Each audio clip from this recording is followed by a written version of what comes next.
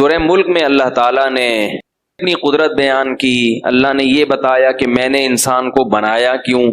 آزمائش کے لیے. لیبلوکم، اللہ تمہیں آزمانا چاہتا ہے. ایکم احسن عملا، کس کا عمل سب سے اچھا ہے. اب آزما کے اللہ چھوڑ نہیں دے گا. جو بھی آزمائش ہوتی ہے اس کے بعد اگر رزلٹ اناؤنس نہ ہو تو اس امتحان کا، اس ایگزام کا کوئی فائدہ، بولو بھائی، نہیں، کوئی فائدہ ہی نہیں. بس اللہ تعالیٰ دیکھنا چاہتے ہیں کون اچھا ہے کون برا ہے.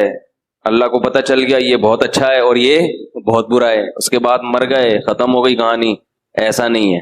فرمایا وَلِلَّذِينَ كَفَرُوا بِرَبِّهِمْ، جو لوگ اپنے پروردگار، اپنے پیدا کرنے والے، اپنے رب کہتے ہیں پالنے والا، جو اپنے پالنے والے کا انکار کریں گے. انکار کے نا مختلف درجات ہیں. ایک انکار تو یہ کہ ہم مانتے ہی نہیں کہ کوئی ہے پیدا کرنے والا، یہ بھی انکار ہے. ایک انکار یہ ہے کہ مانتے تو ہیں کہ اس نے پیدا کیا مگر اس کی نہیں مانتے، یہ بھی کیا ہے؟ ایک قسم کا انکار ہے. ایک انکار یہ ہے کہ مانتے تو ہیں کہ اس نے پیدا کیا، وہ ہے کریٹر، وہ ہے بنانے والا، مگر عبادت اس کے ساتھ دوسرے کی بھی کریں گے، دوسرے کو بھی دعاؤں میں پکاریں گے. میرے بیان پہ آج کل لوگوں کے کلپس بہت آ رہے ہیں، ایک طرف میری تصویر ہوتی ہے، ایک طرف کسی اور مولوی صاحب کی تصویر، میرا چھوٹا سا ٹکڑا لے کے. اور میرا کوئی بیان ہوا تھا کہ غیر اللہ کو پکارنا شرک ہے. اس پہ کسی کے نے کوئی کلپ چلا دیا. کلپ میں یہ چلایا کہ دیکھو جب سائنس اتنی ترقی کر سکتی ہے، اس کے پاس اتنے اختیارات ہیں، خلاؤں میں سیارے چھوڑ دیے سائنسدانوں نے اور یہ کر دیا اور وہ کر دیا، تو ہمارے نبی کے پاس کیوں نہیں ہوں گے اختیارات؟ کیا معاذ اللہ معاذ اللہ معاذ اللہ، نبی کی ویلیو معاذ اللہ کیا سائنسدانوں سے بھی کم ہے؟ تو یہ بڑی پیچیدہ بحث بنا دیتے ہیں لوگ اس کو. اللہ کے بندو، بار بار میں یہ کہتا ہوں کہ اسباب کے دائرے میں جو اختیارات آتے ہیں وہ مخلوق کے پاس بھی ہوتے ہیں اور ہو سکتے ہیں. سائنسدان جو خلا میں سیارے چھوڑتے ہیں وہ سیارہ چھوڑتے ہیں، لمبی لمبی وہ بھی نہیں چھوڑتے ٹھیک ہے. اور آپ کیا کر رہے ہیں؟ خلا میں سیارے نہیں چھوڑ رہے، آپ لمبی لمبی چھوڑ رہے ہیں. تو سیارے جو چھوڑے جاتے ہیں خلا میں، اس کی کوئی سائنٹیفک لاجک ہوتی ہے، اس میں ایندھن ہوتا ہے، اس میں لوہا ہوتا ہے، اس کو کیلکولیشن ہوتی ہے، اتنے کلومیٹر فی گھنٹہ کی رفتار سے جائے گا تو زمین کی حدود سے باہر نکلے گا، پھر ٹیمپریچر مینٹین کیا جاتا ہے. یہ اختیارات انسانوں کے پاس ہوتے ہیں، یہ اسباب کے تحت ہیں. شرک یہ ہے کہ جو چیز اسباب کے تحت نہیں ہے، اسباب کے دائرہ کار میں نہیں آتی، جس کی کوئی لاجک نہیں بنتی، اس قسم کے اختیارات کا مخلوق کو مالک سمجھا جائے. یہ پنکھا ہٹا دیں، یہ شور پیدا کر رہا ہے. اس قسم کے اختیارات کا مخلوق کو، بولو بھائی، بول لیا کرو، مالک سمجھا جائے. اس قسم کا ایک بھی اختیار اللہ نے مخلوق کو نہیں دیا. سارے اختیارات دے دینا تو دور کی بات، کوئی ایک اختیار بھی نہیں دیا کسی کو بھی، نہ کسی نبی کو، نہ کسی فرشتے کو، نہ کسی جن کو، کسی کو بھی نہیں دیا. لاجک کے تحت بہت ساری چیزیں ہو سکتی ہیں. بڑے بڑے حکیم ہیں، ایسے ایسے مرض کے علاج کر دیے انہوں نے، لیکن علاج کیا ہے، کوئی ایسا کام کیا، کوئی ایسی دوا ایجاد کی جو دوا جراثیم کو مارتی ہے جا کے. علاج کی دو قسمیں، علاج بالضد اور علاج بالمثل. بالضد یہ کہ اس کے جراثیم کو مارنے والے جراثیم داخل کی، بالمثل یہ کہ ویسے ہی اسی جیسے حفاظتی ٹیکوں میں وہی جراثیم داخل کر دیے جاتے ہیں تاکہ جسم میں فائٹ کی صلاحیت بڑھے. تو یہ سب چیزیں ایسی ہیں جن کی کوئی لاجک ہے. لاجک سے ہٹ کے کام یہ اللہ کے سوا کوئی بھی نہیں کرتا. لاجک سے ہٹ کے کیسے ہوتے ہیں کام، یہ مضمون کئی دفعہ پہلے بیان کر چکا ہوں. لیکن توحید ایک ایسی چیز ہے کہ اس پہ اگر 100 دفعہ بھی بیان ہو جائے تو وہ کم ہے، کیونکہ یہ ہمارے مذہب کے بنیادی عقیدوں میں سے ایک عقیدہ ہے. اگر آپ کو توحید سمجھ میں ہی نہیں آئے گی کہ توحید کہتے کس کو ہیں، تو ایمان کا پہلا اسٹیپ ہی گیا، پہلی سیڑھی پہ قدم ہی نہیں رکھا آپ نے. تو اللہ کے ساتھ عبادت میں کسی کو شریک کرنا، یہ کیا ہے؟ شرک. اب اس کا ایک علمی انداز ہے کہ عبادت کی 3 قسمیں، عبادت کی 4 قسمیں، صحیح ہے نا. میں اس انداز سے بیان نہیں کرتا کیونکہ عوام کی سمجھ سے وہ کیا ہے؟ بالاتر ہے. جو ہمارے مدارس میں جو سمجھانے کا انداز ہے، میں اس قسم پہ بات کرتا ہوں، اس شرک پہ جو مارکیٹ میں سب سے زیادہ چل رہا ہے. وہ چھوٹ جائے گا تو باقی خود بخود چھوٹ جائیں گے، چاہے درجنوں قسمیں ہوں.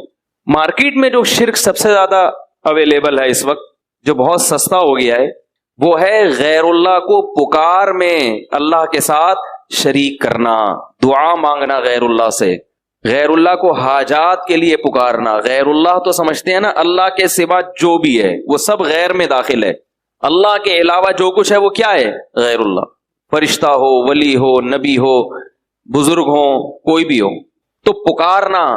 اب یہ جو پکارنے کا لفظ جب ہم استعمال کرتے ہیں کہ اللہ کے علاوہ کسی اور کو پکارنا شرک ہے، پہلے تو اس کی دلیل کیا ہے؟ قرآن کی آیت ہے لا تدعو مع اللہ احدا، ایک جگہ فرمایا الہا آخر، اللہ کے سوا کسی دوسرے معبود کو مت پکارو۔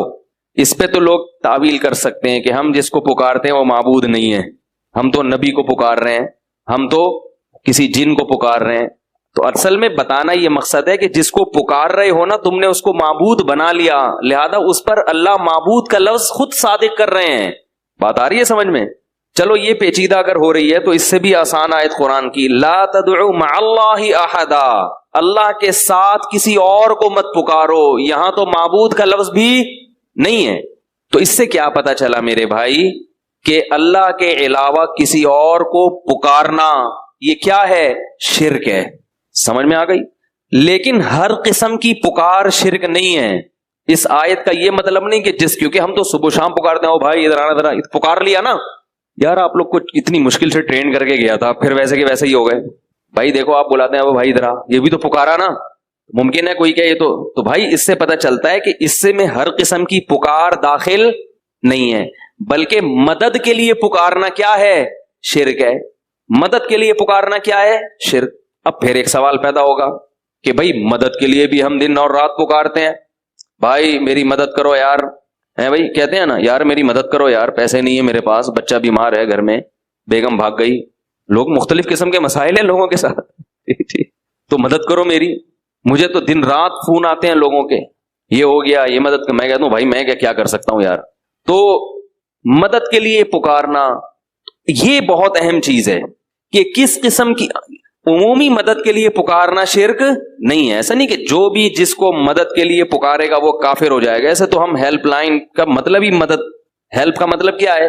مدد کریں، ہیلپ لائن پہ فون کریں آپ تو مدد ہی کے لیے وہ نمبر دیا گیا ہے۔ تو پتہ یہ چلا کہ بھائی ہر قسم کی پکار بھی شرک نہیں ہے اور ہر قسم کی مدد کے لیے پکارنا بھی شرک نہیں ہے۔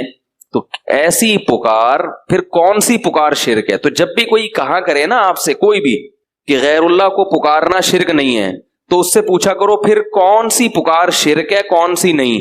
قرآن کی آیت کا آپ ہمیں مطلب بتا دو تو ہم اپنا والا مطلب چھوڑ دیں گے، آپ کا والا مطلب لے لیں گے، لیکن نہ تو آپ اس آیت کا کوئی مطلب ہمیں بتاتے ہو اور نہ پھر اس مطلب کو مانتے ہو جو ہم بیان کر رہے ہیں، تو پھر اس آیت کا تو یہ تو لغو ہو گئی نا، اس کا تو کوئی مفہوم بنا ہی نہیں۔ بھائی کیا خیال ہے؟ وہ کہتے ہیں نا غیر اللہ کو پکارنا اگر شرک ہے تو تم بھی تو پکارتے ہو، تم بھی تو پکارتے ہو، تو آپ کہیں کہ آپ بتا دو پھر اس آیت کا صحیح مطلب کیا ہے، کون سی پکار شرک ہے اور کون سی پکار شرک نہیں ہے۔ ہم ایک مطلب بیان کر رہے ہیں جو قرآن و حدیث سے ثابت ہے، اگر آپ کو وہ سمجھ میں نہیں آتا تو پھر آپ بتا دیں، تو نہ آپ بتا رہے ہیں نہ ہمیں بتانے دے رہے ہیں، پھر اس آیت کی تو اس کا مطلب ہے 1400 سال میں کوئی تشریح ہوئی نہیں، یہ مطلب کیا ہوا پھر اس کا؟ تو آپ اگر نہیں بتاتے تو پھر ہم بتاتے ہیں۔ وہ یہ ہے کہ مدد کے لیے پکارنے کی دو قسمیں ہیں، ایک حرام اور ایک جائز، ایک شرک اور ایک شرک نہیں ہے، دو قسمیں۔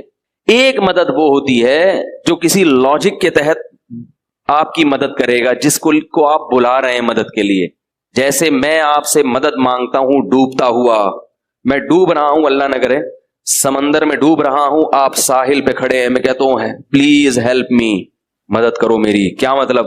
فون کرو حکومت کو، جو غوطہ خور ہیں ان کو جا کے بتاؤ، ہیں بھائی یہی ہوگا نا؟ تو یہ سب لاجک ہے نا اس کی، بھائی آپ چلیں گے، ٹانگیں استعمال کریں گے، فون کریں گے، فون کے بٹن گھمائیں گے تو لہریں، ریڈیائی لہریں استعمال ہوں گی، ٹھیک ہے نا؟ آپ کی آواز کو ریڈیائی لہروں میں چینج کرنے کا ایک انہوں نے مشین بنائی ہوئی ہے، نمبر ہیں، یہ سب چیزیں ایسی ہیں جو لاجک ہے اس کی، کوئی نہ کوئی وجہ ہے اس کی، خود بخود نہیں ہو رہی ہے۔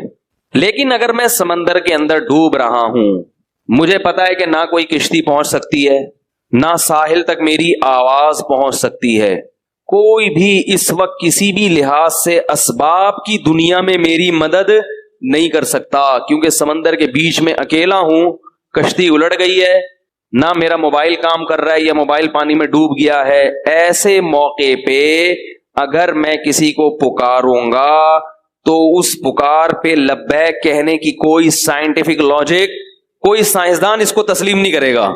کوئی سائنسدان یا کوئی عقل مند آدمی نہیں کہہ سکتا کہ بھائی اس وقت کوئی کہہ رہا، نہ کوئی اتنی دور تو انسان کی آواز نہیں پہنچ سکتی، ٹھیک ہے نا۔ اور ایسے موقع پہ کوئی آپ کی آواز سن ہی نہیں سکتا، کیونکہ انسان کی سماعت بھی ایک حد تک ہے، اس سے زیادہ انسان سننے کی صلاحیت بولو بھائی نہیں رکھتا۔ ایسے موقع پہ آپ اللہ کے علاوہ اگر کسی کو پکارو گے، اللہ تو سن سکتا ہے، ہر وقت ہر ایک کی پکار سنتا ہے، بلکہ اللہ تو اگر آپ ڈوب بھی گئے نا، مر بھی گئے، پھر بھی نکال کے زندہ کر سکتا ہے۔ اس کے ہاں تو کسی چیز کی لاجک کا ہونا اس کی کوئی حیثیت ہی نہیں ہے، تو مردے کو بھی زندہ کر سکتا ہے۔ تو مردے کو جو زندہ کر سکتا ہے وہ تیرتے ہوئے کو بچا کیوں نہیں سکتا؟ وہ چاہے مچھلی کو حکم دے آپ کو اپنی پشت پہ بٹھا کے کنارے پہ لے آئے، اور چاہے تو کسی کو بھی حکم نہ دے، کن کہے اور آپ ہوا میں اڑتے ہوئے آئیں اور ساحل پہ گر جائیں۔ کیونکہ جب اس نے اس کائنات کو بنایا تو اس کائنات کے وجود میں آنے کی کوئی لاجک تھی نہیں نا۔ دیکھو ایک چیز جب وجود میں آتی ہے تو اس سے چیزیں بنتی ہیں۔ ارے بھائی آم کا درخت وجود میں آیا، گٹھلی تو تھی نا، گٹھلی نہیں تھی تو پھر درخت کہاں سے آئے گا؟ آپ کہہ سکتے ہو کہ گٹھلی نہیں تھی تو درخت سے گٹھلی، اور درخت ہی نہیں تھا تو گٹھلی کہاں سے آئی؟ بھائی ہم تو زمین میں گٹھلی بوتے ہیں، درخت نکلتا ہے، یہ لاجک ہے، بایولوجی میں پڑھایا جاتا ہے بھائی گٹھلی میں یہ ہوتا ہے، پھر یہ ہوتا ہے، پھر یہ ہوتا ہے، پھر یہ ہوتا ہے، پھر یہ ہو جاتا ہے۔ لیکن اس کا بایولوجی کے پاس کوئی جواب نہیں ہے کہ جب گٹھلی نہیں تھی تو درخت کیسے بنا، اور جب درخت ہی نہیں تھا تو آم کیسے پیدا ہوا، جب آم ہی نہیں تھا تو اس میں گٹھلی کہاں سے آ گئی؟ تو یہاں کیا ہے، اللہ نے اپنی کن کی قدرت سے آم کی گٹھلی کو پیدا کیا، بولا ہو جا، اور وہ ہو گئی۔ یہاں کوئی نہیں کر سکتا، گٹھلی نہیں پیدا کر سکتا۔ یہ جو سوال اٹھایا جاتا ہے کہ مرغی پہلے پیدا ہوئی یا انڈا، یہ بھی اس لیے اٹھایا جاتا ہے کہ یہاں آ کے انسانی عقل ہتھیار ڈال دیتی ہے کہ یار انڈا تو سمجھ میں آتا ہے مرغی سے ہوتا ہے، میڈیکل سائنس میں بتایا جاتا ہے کہ یہ باجرہ کھاتی ہے تو یہ ہوتا ہے، پھر یہ ہوتا ہے، پھر یہ تو سمجھ میں آ رہا ہے، انڈا تو سمجھ میں آ گیا، اور انڈے سے چوزے نکلنے کا پروسیس بھی اس کی بھی کوئی لاجک ہے جو سائنس نے۔ لیکن پہلی دفعہ کیسے ہوا؟ جب کچھ بھی نہیں تھا تو اتنا کچھ کیسے ہو گیا؟ تو ظاہر ہے ایسے ہو گیا کہ اللہ نے کہا ہو جا اور وہ ہو گیا، تو پھر اللہ نے چلا دیا، ایک چین میں سب کو چلا دیا۔ پہلی دفعہ ایسے ہی کون ہو جا اور وہ ہو گیا، کیونکہ اس کے بغیر ہو نہیں سکتا۔ میں اکثر مثال دیتا ہوں، ماں کے پیٹ میں دل دھڑکتا ہے جب، تو پہلی دفعہ کیسے دھڑکتا ہے اس کی آج تک کسی کی سمجھ میں لاجک نہیں آئی۔ بھائی پہلی دفعہ تو جب دماغ سے کرنٹ ہی نہیں جائے گا تو دھڑکے گا کیسے، اور جب دھڑکے گا نہیں تو دماغ میں کرنٹ کیسے پیدا ہوگا؟ تو اللہ نے کہا ہو جا، وہ کیا ہوا؟ ہو گیا۔ تو اللہ کو یہ طاقت ہے کہ وہ کچھ کرنے کے لیے کسی سبب کا محتاج اور صغرے کبرے میں لانے کا محتاج نہیں ہے۔ ایسا نہیں ہوتا اس کو پہلے یہ کرنا پڑے پھر اس کے نتیجے میں یہ ہوگا تو پھر یہ نتیجہ نکلے گا، وہ ڈائریکٹ نتیجے تک پہنچ سکتا ہے، لیکن اس کی مصلحت نہیں ہے، لہذا وہ اس نے نظام کو اسباب کے تحت چلا دیا۔ لیکن کبھی کبھی اللہ اپنی قدرت دکھاتے رہتے ہیں کہ یہ نہ سمجھ لینا کہ میں اسی جمع تفریق کا محتاج ہوں، لہذا میں کبھی کبھی بغیر سبب کے بھی بہت کچھ کر کے دکھاؤں گا۔ جیسے اللہ نے آدم علیہ السلام کو پیدا کیا اپنی قدرت سے، اماں حوا کو مٹی سے بنایا، ان کے بچوں یقین کر لیا بچوں نے کہ اللہ بڑا طاقتور ہے، دیکھو ابا کو بھی ہمارے، کیونکہ ان کے بچے آدم علیہ السلام کے بچے دادا تلاش کرتے رہے، ان کو دادا نہ قبر ملی نہ دادا ملے، وہ سوچتے تھے یار یہ کیسے ہو گیا، تو ان کو یقین آ گیا کہ یہ کس نے پیدا کیا ہے؟ اللہ نے، کیونکہ آدم علیہ السلام سے پہلے کا ان کو کوئی نہ کوئی مجسمہ ملا، جیسے ڈارون کہتا ہے نا پہلے یوں تھا، کچھ بھی نہیں ملا، کچھ تو تھوڑا سا ہوتا نا کہ جو آدم علیہ السلام سے آخری، جو ڈارون کے نظریے کے مطابق وہ آخری جانور جو انسان